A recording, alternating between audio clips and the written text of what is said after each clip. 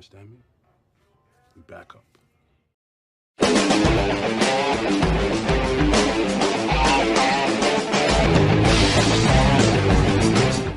Drink it in, everybody. Drink it in. I need everybody to just smell the fumes in the air that is the San Francisco 49ers are in another trip to an NFC title run to possibly get some bullshit in officiating. I'm joking. But we're not going to blame over the officiating because we were the most penalized group over the entire game over the Green Bay Packers. To get me wrong, a win is a win, but there's some critiques and some upsides that I would like to at least express that possibly might hinder the Niners making it back to the Super Bowl or progress them making it over to the Super Bowl. Did they win and play some convincing football consistently around the latter half of the game? Absolutely. But could they have played better? Yes, entirely. They could have played a lot better. If we're looking at the way the Niners performed, wasn't their best game. And I understand like you're coming over on a playoff bye and the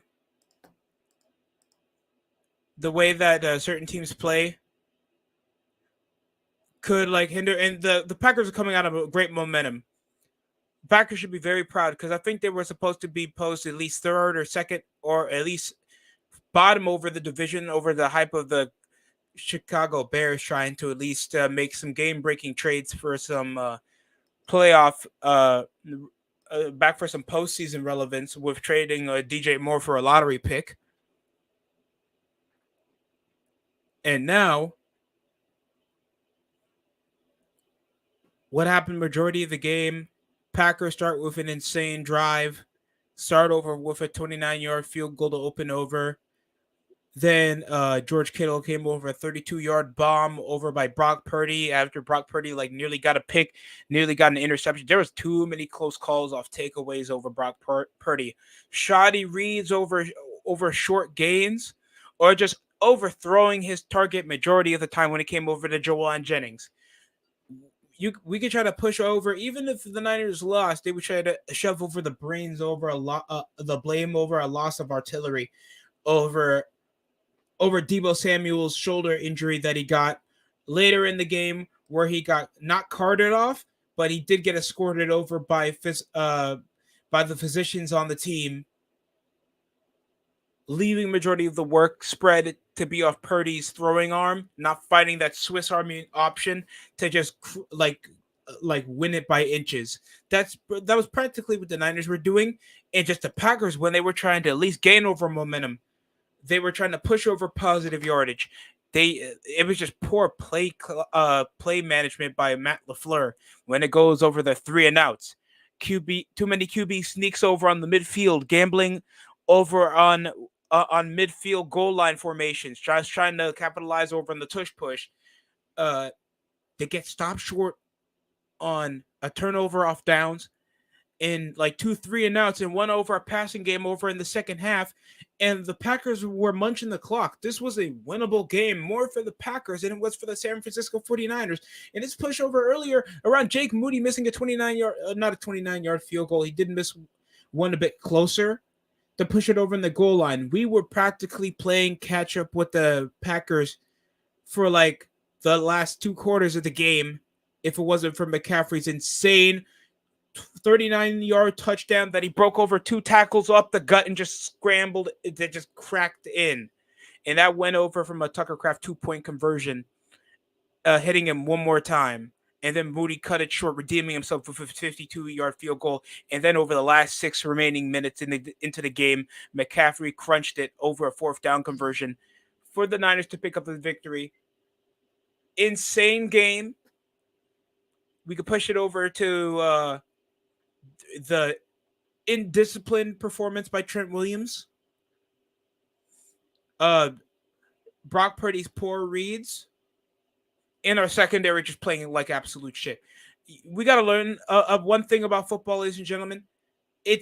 Key pieces are a major factor to you winning the game, but they're not always the entire reason why you win a game when there's 11 men on the field, bro. I apologize if that probably is going to hinder a lot of people. And there's some fans that are some general homers in football, even for most sports, they try to push over the majority of the responsibility, all because they're either the top paid, the most productive, or just the best player on the team. Debo is the most paid. But when it came over to major game changers on the team, it has to go to Christian McCaffrey's MVP performance off just averaging 4.3 carries per game the entire night. He was outstanding. Aaron Jones as well. Shout out to Aaron Jones. Try to fight over the yardage. They were getting a lot of third down conversions. The Packers were kicking our ass when it came to Tucker Kraft, Jaden Reed over his quick receptions. The Packers were actually outplaying us offensively.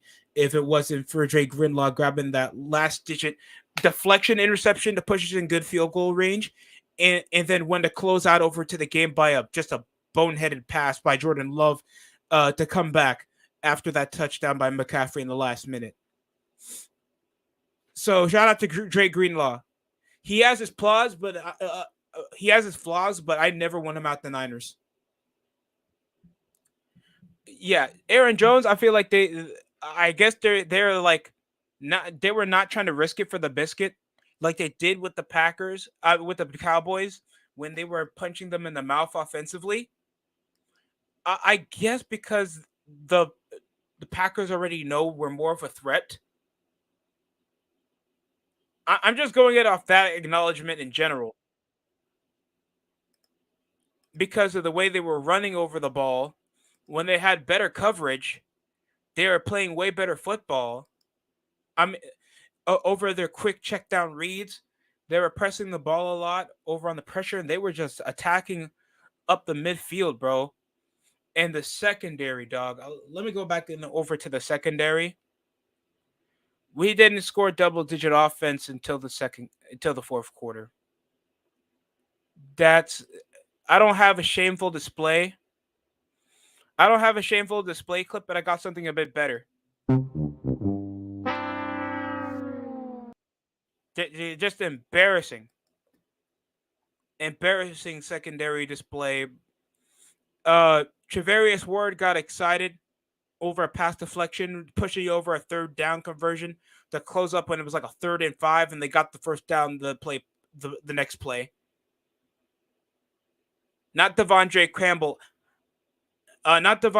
Somebody on the Niners secondary over that wheel route for the Packers to score a touchdown with like nobody guarding him. Bo Melton was so wide open over a wheel route, it looked like the corner broke out and he fell. He freaking fell. It was poor. It was poor secondary performance. When it came over to our snaps, we were getting false starts all over the place. If it wasn't for that freaking pass interference as well, bro, that game they wouldn't be up. They wouldn't even be up by majority points in the third quarter because he only had 6-7. It was a close, biting game, and in the first half, both teams could barely get offense out. Then the Packers just went 15 points of blazing until the Niners defense closed out into the fourth quarter. Insane performance by McCaffrey. I don't know what's going to come of high expectations back over to the Packers fan base. Knowing Aaron Jones, I don't know if his contract, I know he's up there in age. He's been on the Packers since Rodgers was there for a while over playoff berths. He's around 29 years old. That's elder age for a halfback.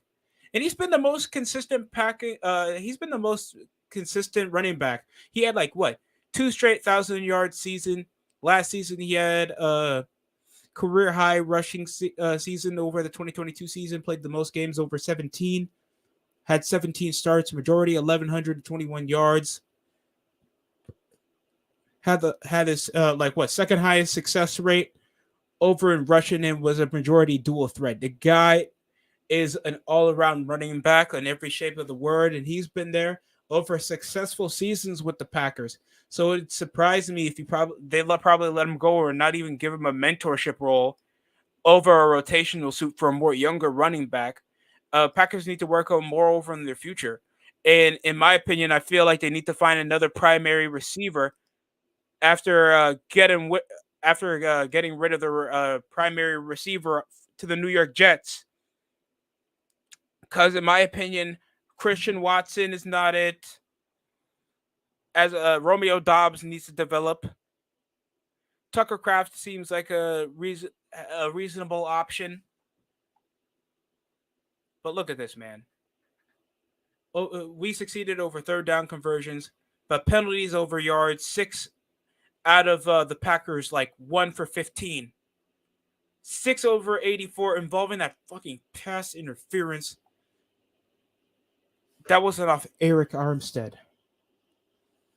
Bro. I don't know what Daryl Lotta was thinking. I do not know why he was grabbing over the running back's arm for that long. And Diamador Lenore just not getting his reads right. He's a good hitting corner. When it comes to his IQ over the reads, bro, it's either he can swat the ball away, but don't expect him to always get to the receiver in time. Ooh. And we got some talent, man. They're talented guys, but they just made some pivotal mistakes that made the Packers just close out.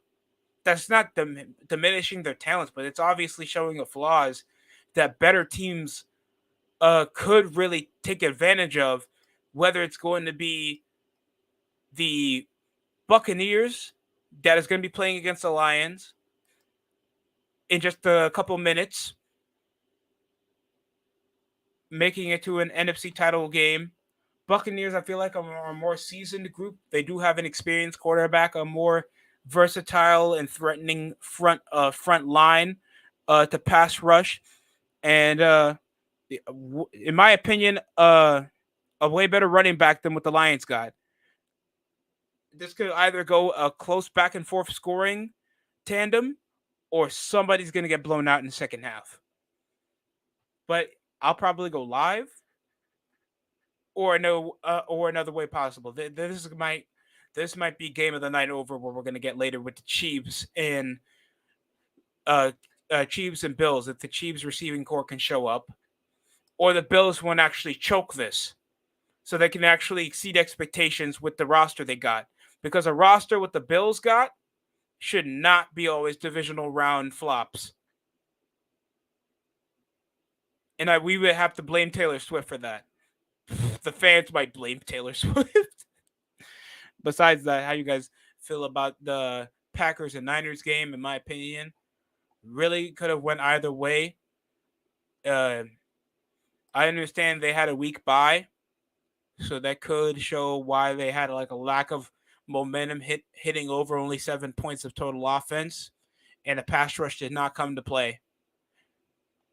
But yeah, that's how I felt. I'm going to make this a short, brief live stream. Just displaying over to the game, because I know if I did this live, I'd be a bit more behind because I don't have Fox Live. So thanks for watching. Like, comment, subscribe for more, and share this video out.